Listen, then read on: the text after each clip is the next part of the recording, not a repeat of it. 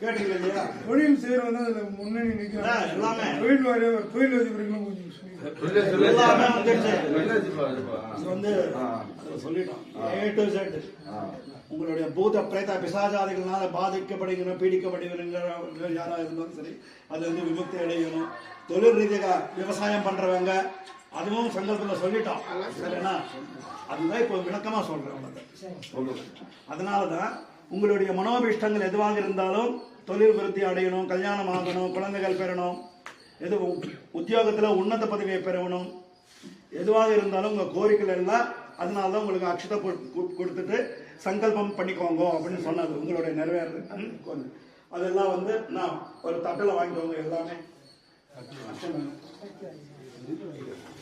ஒரு கிண்ணத்துல வாங்கிக்கோங்க. எல்லாமே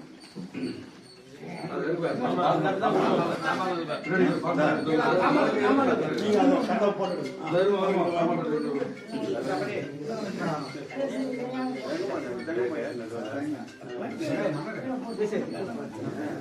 கும்பத்துல